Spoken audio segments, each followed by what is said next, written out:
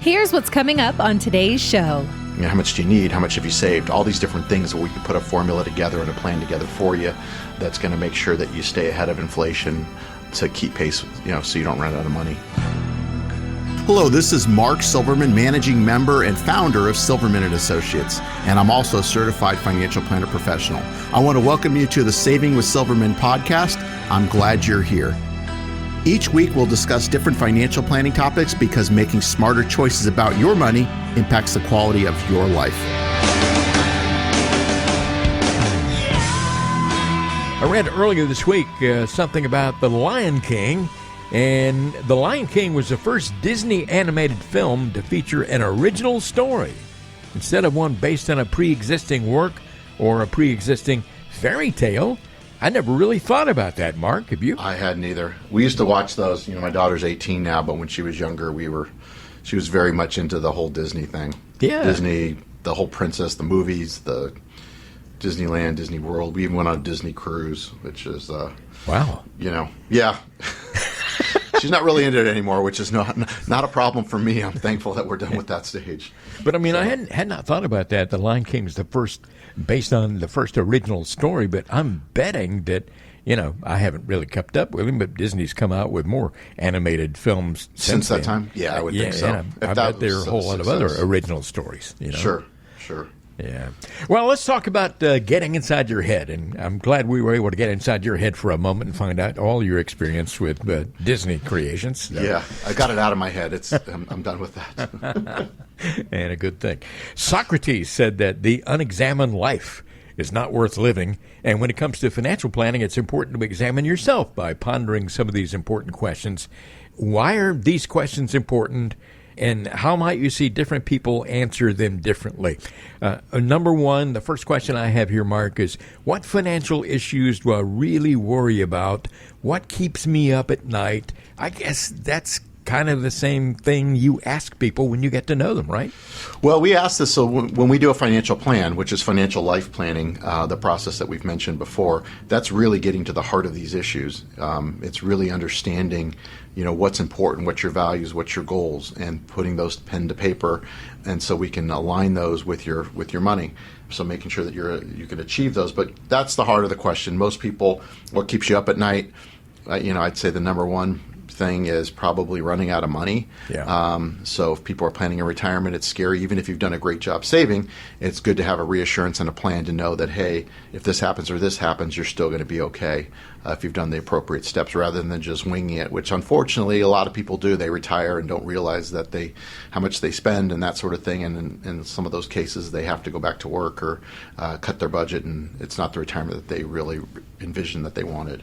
Another question that you might ask clients or potential clients, what do I really desire the most, financially speaking? In other words, what do you want with the money that you've been able to save? Exactly. And for some people, they have those they've done a good job as far as knowing what those are. For some others, it takes a little bit. We have tools and questionnaires, and we get to the heart of those sorts of things, and we can kind of drill down because it's important to. That's goal setting 101. And when we talk about goals, we break it into three categories: needs, which have to happen; wants, which they really want to happen; and wishes, which is if it doesn't happen, it's not the end of the world. And then we can rank those and move those around and see where they rank and see what's achievable, what's not achievable.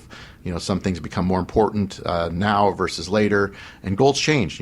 We review this, and maybe a year later, something that they wanted to do has been replaced by something that they just discovered. So it's important to understand what the goals look like, what they're trying to achieve, and putting those down. That's really what it comes down to, goal setting, when you build a financial plan.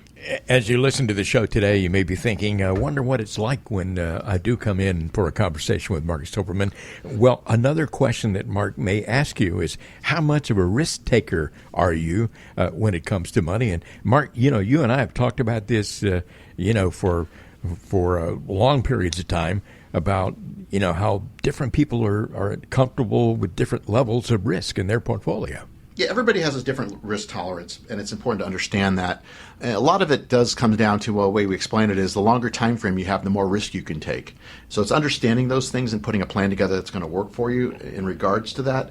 The other thing with it is with inflation being a problem at this day and age, as far as inflation being very high, everybody's got to take a certain amount of risk. There's not a risk-free asset that's going to keep you in pace or ahead of inflation. So with that being said, everybody needs a certain amount of risk. How much risk? Everybody's situation is different. Depends on, are you retired? Are you close to retirement? How much do you need? How much have you saved? All these different things where we can put a formula together and a plan together for you that's going to make sure that you stay ahead of inflation to keep pace, so you don't run out of money in the future. Another question to ask yourself is, do you have any biases that affect your financial decisions? In other words, did you get burned in the past by someone who was unethical or, whatever the case may be? There are lots of different situations there, right, Mark? Well, everybody has biases, no matter what. Some are positive, some are negative. If you've worked with a bad advisor, you've had a bad experience, that sometimes can lead you to not want to work with somebody. And there's good and bad in everything. So it's important to understand that. I mean, there's also biases with the market bias, people who are in the markets, from the last financial crisis, 07 to 09. I know it seems like a long time ago, but some of those people still remember how much money they lost. If they stayed in, then they didn't really lose it.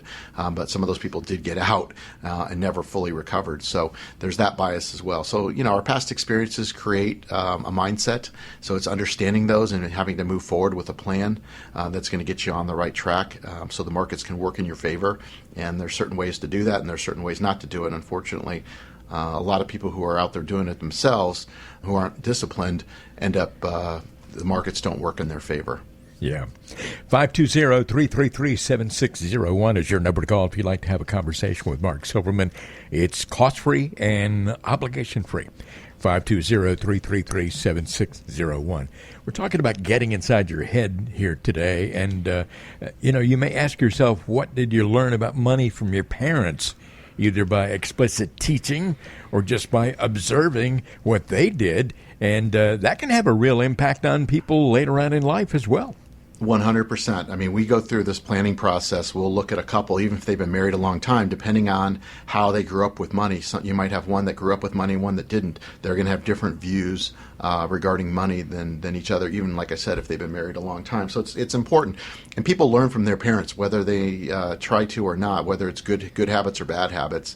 If their parents are, living paycheck to paycheck and spending everything, that gets passed on to the kids, and sometimes not in a positive way, because we learn from our parents. Sometimes, the opposite can happen, where their parents are diligent about teaching them to save early on. I try to do that with my daughter. I mean, obviously I should, given what I do for a living. But my daughter's had a Roth IRA for a couple years, and I stress the importance of not spending everything and putting something away for the future. And I think if you can get on a pattern like that, a lot of our problems in this country, financially speaking, would be solved. Unfortunately, the opposite is true, and it's, like we said, self-gratification and just buying now, whether you have the money or not. Yeah. And that's been a real problem. And here's another question that I'm certain you'd like to know the answer to with anybody that you actually talk to and consider taking on as a client. What does money really mean to me? What role does it play in my life? And I guess that, the answer to that question might be different for every person out there. It is. And, at the end of the day, money's a tool, and not to diminish money, but money is important. It's a lot easier when you have it versus not having it.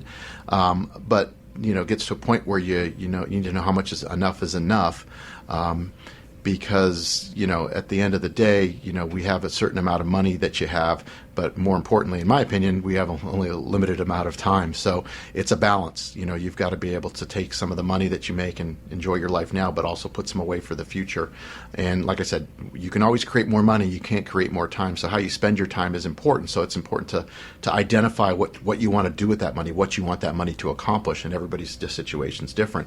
And then we can kind of earmark where that money's going based on what your goals are, and making sure that you have a solid plan that those are going to be achievable. And if they're not, what options, what trade-offs do you have to get to that point? Or maybe you say, this isn't as important. I don't want to save that much for this. Let's scrap that and do something different. So again, it's a process, and we've done it for so many different people out there that we've kind of honed in. We have the tools to really get to the heart and make sure that we can align your money with your most deeply held values. And at the end of the day, that's what it's all about. You've been listening to the Saving with Silverman podcast. If you have any questions at all about your financial situation, please give Mark Silverman a call. Again, his number is 520-333-7601, or go online to savingwithsilverman.com. For Mark Silverman, I'm Ron Stutz. We'll see you next time on the Saving with Silverman podcast. The Saving with Silverman podcast is brought to you by Silverman & Associates Wealth Management, LLC, based in Tucson, Arizona. The show is available on Apple Podcasts, Spotify, Google Podcasts, and everywhere you listen to shows. Subscribe to the show on your favorite app today and never miss an episode. Just search for Saving with Silverman to find us, or visit savingwithsilverman.com to listen to past episodes, to contact Mark, and to learn more about how to make smarter decisions with your money. Did you know that Mark Silverman also has a radio show? Tune in to Saving with Silverman Saturdays and Sundays at 3 p.m. on AM 790 KNST.